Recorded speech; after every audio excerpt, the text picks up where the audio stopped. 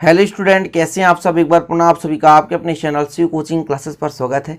Class 12 chemistry NCERT chapter 8 के आज कुछ महत्वपूर्ण प्रश्नों के उत्तर समझेंगे, जो कि स्टूडेंट काफ़ी महत्वपूर्ण है और यही क्वेश्चन पूछे जाते हैं। यहाँ से 2-2 नंबर क्वेश्चन पूछा जाता है। जैसे Cu1 पॉजिटिव रंगहीन होता है परंतु Cu2 पॉजिटिव रंगीन होता है क्यों। तो ऐसे क्वेश्चन, बहुत सारे क्वेश्चन आपको कराएंगे, तो सारे इंपॉर्टेंट क्वेश्चन कराएंगे। वीडियो को अंत तक देखना, ठीक है। और अच्छा लगे तो लाइक कर देना, दोस्तों के साथ शेयर कर देना। चलिए आज का वीडियो शुरू करते हैं। तो पहला क्वेश्चन है स्टूडेंट, Cu1 पॉजिटिव रंगहीन है परंतु Cu2 पॉजिटिव रंगीन होता है क्यों। देखिए, रंगहीन मतलब कलरलेस और रंगीन मतलब जिसमें कलर होता है। क्यों, तो थोड़ा समझिए, इसके बाद मैं आपको पूरा इलेक्ट्रॉनिक विन्यास के आधार पर समझाऊंगा। समझना, यहाँ पे Cu1 पॉजिटिव का उपकोष पूर्ण भरा होता है। उपकोष पूर्ण भरा होता है, इस प्रकार से इनका डी संक्रमण नहीं होता और वह सफ़ेद अथवा रंगहीन रहता है।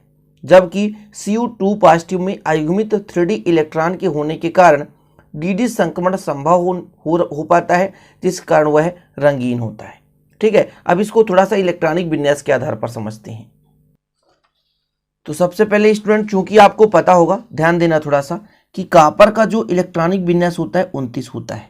ये अपबाहु के सिद्धांत के अपवाद के रूप में है। जैसे इसका इलेक्ट्रॉनिक विन्यास जब लास्ट में भरेंगे, जैसे 1s2 करेंगे, 2s2, 2p6, 3s2 है ना, 3p6, फिर लास्ट में भरेंगे 3d10 और 4s1। 4s2 भरा जाता, 4s2 भरा जाता, लेकिन स्टूडेंट 4s1 भरा जाता 3d10। इसका कारण भी होता है कि कोई भी कक्षक अर्धपूर्ण या पूर्ण भरा हुआ है तब अधिक स्थायी होता है, तो स्थायित्व को धारण करने के लिए, ग्रहण करने के लिए 3d10 भरा जाता है। अब देखिए, जब स्टूडेंट यहां से Cu1 पॉजिटिव बनाएगा, थोड़ा समझने की कोशिश करेंगे। जब 1 पॉजिटिव बनाएगा तो एक इलेक्ट्रॉन यहां से निकलेगा, फिर भी आपके पास कितना बचेगा, 3d10 और 4s1। डी में पूर्णतः इलेक्ट्रॉन भरे हैं, तब यहां पर डी संक्रमण नहीं पाया जाएगा। और स्टूडेंट यदि बात करें जैसे अपन कॉपर 2 पॉजिटिव की, अच्छा, कॉपर 2 पॉजिटिव में 29 में से कितने बचेंगे, 27 इलेक्ट्रॉन बचेंगे। मतलब ये जो 3d है वो 9 हो जाएगा और 4s 0 हो जाएगा। जैसे अभी इसमें बात करते, जब एक इलेक्ट्रॉन निकलता तो 3d10 ही रहता और 4s 0 है ना। तो यहाँ पर d जो ऑर्बिटल है अयुग्मित नहीं है और यहाँ पर d ऑर्बिटल अयुग्मित है। अब इस अयुग्मित ऑर्बिटल में डी संक्रमण पाया जाएगा। अब देखिए, अयुग्मित का मतलब है कहीं ना कहीं वहां पर इलेक्ट्रॉन कमी है। अब उस इलेक्ट्रॉन की जगह दूसरा इलेक्ट्रॉन आकर के स्थिर हो सकता है, गति कर सकता है। तो जब कक्षकों के बीच इलेक्ट्रॉन गति करने लगते हैं, क्या करने लगते हैं, गति करने लगते हैं, तो उसमें से क्या होता है स्टूडेंट कि प्रकाश किरणें जैसे कुछ अवशोषित हो जाती है और जिन किरणों को अवशोषित नहीं कर पाता वही किरणें हमें दिखाई देती हैं, मतलब उत्सर्जित कर देती हैं। समझे, पहले ये चीज और समझें। जैसे जब कोई इलेक्ट्रॉन निम्न ऊर्जा स्तर से, देखिएगा कहां से, निम्न ऊर्जा स्तर से उच्च ऊर्जा स्तर पर जाता है तो प्रकाश के किरणों को अवशोषित करता है। चाहे गर्म करेंगे तो ताप को अवशोषित करेगा। अब चूंकि आपको पता है कि स्टूडेंट कोई भी श्वेत प्रकाश है उसमें 7 रंग होते हैं, समझ रहे हैं। तो जब स्टूडेंट इसमें क्या होगा कि डी संक्रमण होगा तो इलेक्ट्रॉन निम्न से उच्च ऊर्जा में जाएगा तो कुछ प्रकाश किरणों को अवशोषित कर लेगा और कुछ किरणों को अवशोषित नहीं करता, जिसके कारण वो उत्सर्जित कर देता है और वही रंग हमें दिखाई देता है। तो इस प्रकार से पहला जो क्वेश्चन था, Cu1 पॉजिटिव रंगहीन मतलब कोई भी रंग नहीं बनाता क्योंकि इसमें डी संक्रमण नहीं पाया जाता, जबकि Cu2 पॉजिटिव रंगीन होता है क्योंकि डी संक्रमण पाया जाता है। पहला क्वेश्चन कंप्लीट। दूसरा देखिए, संक्रमण धातुएं आसानी से मिश्र धातु बना लेती हैं। अब देखिए, मिश्र धातु क्या कहलाती हैं, जब कोई 2 धातु हैं आपस में मिलकर के एक नए कोई भी धातु का निर्माण करते हैं तो वो मिश्र धातु कहलाता है। अब जरूरी नहीं कि मिश्र धातु डायरेक्ट बन जाए। जैसे 2 पदार्थ है, उसको अपन पिघला करके उसको मिला दिए और फिर उसको ठोस अवस्था में परिवर्तित कर दिए तो एक मिश्र धातु बन जाता है। तो इनमें मिश्र धातु बनाने का कारण क्या होता है स्टूडेंट, क्योंकि ये आपके पास डी ऑर्बिटल होता है। डी ऑर्बिटल में इलेक्ट्रॉन जो होते हैं अयुग्मित होते हैं और अयुग्मित होने के कारण ये आसानी से किसी न किसी इलेक्ट्रॉन ले दे करके बंध बनाने की क्षमता रखते हैं। तो यही मुख्य कारण है कि ये मिश्र धातु आसानी से बना लेते हैं। साथ ही साथ स्टूडेंट क्या होता है कि जैसे संक्रमण धातु पिघलती है, पिघले हुई अवस्था में एक दूसरे से मिश्रणीय है। मिश्रणीय मतलब मिल जाते हैं और मिलते कब है, जब इलेक्ट्रॉन के आदान प्रदान होते हैं, समझ रहे। और इसे हम ठंडा करते हैं तो मिश्र धातु बन जाती है। तो यहाँ पर देखें क्या लिखना है आपको कि संक्रमण धातुएं पिघली हुई अवस्था में एक दूसरे से मिश्रणीय है तथा विभिन्न संक्रमण धातुओं को मिश्रण को ठंडा करने पर मिश्र धातुएं बनती हैं। संक्रमण धातुओं का आकार लगभग समान होता है, अतः क्रिस्टल डायलग में धातु परमाणु को दूसरे धातु परमाणु से आसानी से विस्थापित किया जा सकता है। इस प्रकार मिश्र धातु बनती हैं।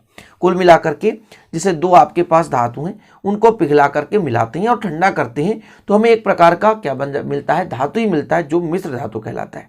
जैसे यहाँ पर बहुत सारे एग्जाम्पल लिखा हुआ है। क्रोमियम को निकिल में विलय करके क्रोमियम निकिल मिश्र धातु बनाया जाता है। ठीक है, मिश्र धातुएं में अपनी जनक धातु की तुलना में अधिक कठोर एवं उच्च गलनांक वाली अधिक संक्षारण प्रतिरोधी होती हैं। इसका अर्थ समझे क्या हुआ कि जैसे क्रोमियम और निकिल है आपस में मिले, अब इसमें से जो मिश्र धातु बनता है वो जनक से मतलब क्रोमियम और निकिल की अपेक्षा ज्यादा कठोर होती हैं। तो दूसरा क्वेश्चन क्या था, संक्रमण धातुएं आसानी से मिश्र धातु क्यों बनाते हैं? क्योंकि संक्रमण धातुएं जो होते हैं मिश्रणीय होती हैं, पिघली हुई अवस्था में एक दूसरे से मिश्रित हो जाते हैं। और मिश्रित होने का कारण क्या होता है स्टूडेंट? इलेक्ट्रॉन का अयुग्मित होना। अयुग्मित इलेक्ट्रॉन के कारण एक दूसरे से इलेक्ट्रॉन ले दे करके आपस में मिल जाते हैं। यही मुख्य रूप से इसका कारण है। अगला क्वेश्चन देखिए स्टूडेंट, जिंक, कैडमियम और Hg को संक्रमण तत्व नहीं मानते क्यों? तो मैं आपको थोड़ा समझा देना चाहता हूं कि संक्रमण तत्व उसी को मानते हैं, समझिएगा, संक्रमण तत्व उसी को मानते हैं जिसमें d ऑर्बिटल अयुग्मित होने चाहिए। सिद्धांत के अनुसार संक्रमण तत्व उसी को मानेंगे जिसमें d ऑर्बिटल अयुग्मित होना चाहिए। लेकिन जिंक में 3d10, कैडमियम में 4d10 और Hg यानी पारा में 5d10 भरा होता है, अर्थात इसमें d ऑर्बिटल अयुग्मित नहीं है। इस कारण से इसे संक्रमण तत्व नहीं माना जाता। हालांकि इसे संक्रमण तत्व में ही रखा गया है, लेकिन इसके d ऑर्बिटल पूर्ण रूप से भरे होने के कारण इसे संक्रमण तत्व नहीं माना जाता। समझ रहे? तो ऐसे तत्व जिनमें n-1 d उपकोष आंशिक रूप से भरे रहते हैं उन्हें संक्रमण तत्व कहते हैं। ऐसे तत्व जिनमें n-1 d उपकोष आंशिक रूप से भरे रहते हैं स्टूडेंट, उसे क्या कहते हैं? संक्रमण तत्व कहते हैं। किंतु इनमें 3d10 पूर्ण रूप से भरा हुआ है, 4d10 यहाँ पे भरा हुआ है, 5d10 भरा हुआ है। इस कारण से स्टूडेंट इसे हम संक्रमण तत्व नहीं मानते। ठीक, चलिए अगला देखिए, वही रंग आयन वाला क्वेश्चन है कि TiO2 श्वेत है जबकि TiCl3 बैंगनी है, क्यों? कारण क्या है? तो देखिए उत्तर बस वही आयन का अवस्था रहेगा कि TiO2 में Ti 4 पॉजिटिव अवस्था दर्शाता है। अब कहो कि कैसे 4 पॉजिटिव दर्शा दिया? देखिए ऑक्सीजन होता है 2 निगेटिव और 2 ऑक्सीजन है तो 2 दूनी 4 हो गया, तो 4 निगेटिव होगा ऑक्सीजन। अब जब ऑक्सीजन 4 निगेटिव तो टाइटेनियम कितना हो जाएगा? 4 पॉजिटिव, क्योंकि 4 पॉजिटिव होगा तभी तो 4 निगेटिव से जुड़ा हुआ है। समझ रहे ना? तो 4 पॉजिटिव अवस्था में ये 4 इलेक्ट्रॉन किसी को दे दिया। 4 पॉजिटिव को मतलब कितना इलेक्ट्रॉन दे दिया? 4 पॉजिटिव मतलब 4 इलेक्ट्रॉन दे दिया, जिसका इलेक्ट्रॉनिक विन्यास 3d0 हो गया, मतलब d में कोई इलेक्ट्रॉन भरे नहीं रहते। लेकिन स्टूडेंट TiCl3 की बात करें, TiCl3 की बात करें, जो आपका Cl है वो 1 निगेटिव होता है, 3 Cl मतलब 3 निगेटिव, तब यहां पर टाइटेनियम 3 पॉजिटिव अवस्था में है, तब यहां पर d ऑर्बिटल में 1 इलेक्ट्रॉन है, तो इसमें dd संक्रमण पाया जाता है। समझ गए? फिर से समझे, TiO2 में O जो है ऑक्सीजन जो है 2 नेगेटिव है, ऑक्सीजन जो है 2 नेगेटिव है, लेकिन टाइटेनियम जो है जो 4 पॉजिटिव दर्शाएगा। क्यों स्टूडेंट? क्योंकि 2 ऑक्सीजन जुड़ा हुआ है, एक ऑक्सीजन का -2 तो 2 ऑक्सीजन का -4।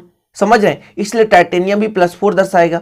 +4 अवस्था में उसके इलेक्ट्रॉन 4 इलेक्ट्रॉन बाहर निकल जाएंगे, तब 3d0 इलेक्ट्रॉन हो जाता है, मतलब d में कोई इलेक्ट्रॉन नहीं, और जब d में कोई इलेक्ट्रॉन ही नहीं तो संक्रमण तत्व में मतलब dd संक्रमण पाया ही नहीं जाएगा, और जब dd संक्रमण नहीं पाया जाएगा स्टूडेंट तो श्वेत अवस्था में होगा, अर्थात उसमें कोई भी कलर दिखाई नहीं देगा। किंतु जब TiCl3 की बात की जाती है तो क्लोरीन में 1 निगेटिव तो 3 निगेटिव हो जाएगा, क्योंकि 3 क्लोरीन है, तब टाइटेनियम को 3 पॉजिटिव दर्शाना होता है, तो केवल 3 इलेक्ट्रॉन देता है। उस स्थिति में स्टूडेंट इसका 3d1 बचता है। कितना बचता है? 3d1। अब इसमें 1 इलेक्ट्रॉन है, मतलब अयुग्मित d ऑर्बिटल है कि नहीं? जी हाँ, उसमें इलेक्ट्रॉन अयुग्मित है। जी हाँ, इस कारण से उसमें dd संक्रमण पाया जाएगा और वो बैंगनी रंग का होता है। जब इलेक्ट्रॉन निम्न ऊर्जा स्तर से उच्च ऊर्जा स्तर पर जाते हैं तो प्रकाश किरणों को अवशोषित करते हैं, तो कुछ रंगों को अवशोषित कर लेते हैं और कुछ रंगों को उत्सर्जित कर देते हैं, और जिन रंगों को उत्सर्जित करते हैं वही रंग हमें दिखाई देता है। सिंपल। ये भी क्वेश्चन आप समझ गए होंगे कि TiO2 श्वेत है जबकि TiCl3 बैंगनी है, सिर्फ यहां कारण है DD संक्रमण का। अगला क्वेश्चन है स्टूडेंट, संक्रमण तत्व अनुचुंबकीय होते हैं क्यों? अब थोड़ा समझिएगा।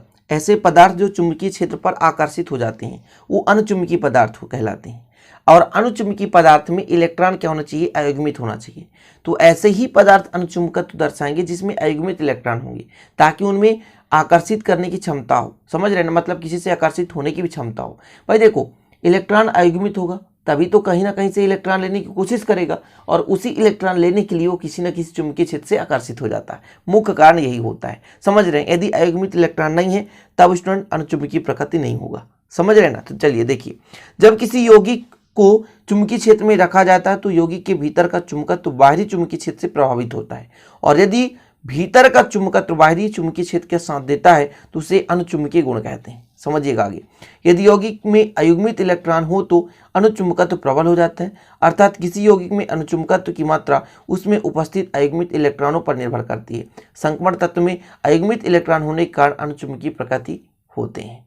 बस आप इतना भी लिख दें काफी है, क्योंकि यहां पर आप लिखोगे संक्रमण तत्व अनुचुंबकीय प्रकृति के होते हैं। क्यों?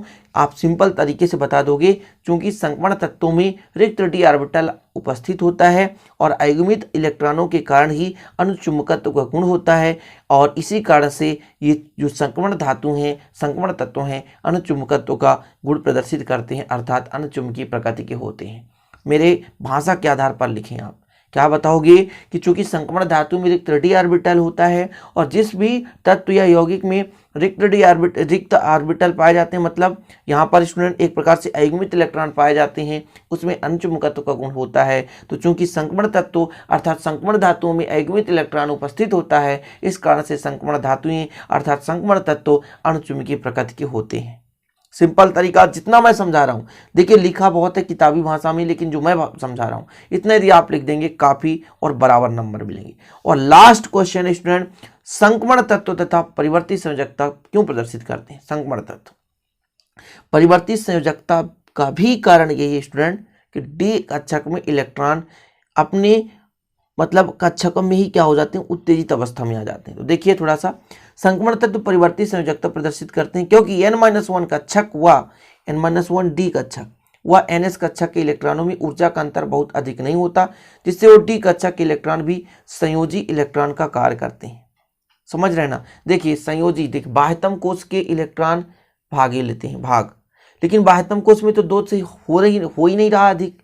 जैसे मतलब 3d10 है तो 4s2 होगा, 3d10 4s1 होगा। तो जब बाह्यतम कोश में 2 इलेक्ट्रॉन है तो केवल 2 ही ऑक्सीकरण अवस्था दर्शा सकता है। लेकिन यहाँ क्या होता है कि जैसे मान के चलते हैं स्कैंडियम को ले लेते हैं तो 3d1 होता है, 4s2 होता है, तो 4s2 होना चाहिए, 3d का कोई इलेक्ट्रॉन युग्मित नहीं होगा। लेकिन स्टूडेंट इनमें ऊर्जा की समानता पाई जाती है।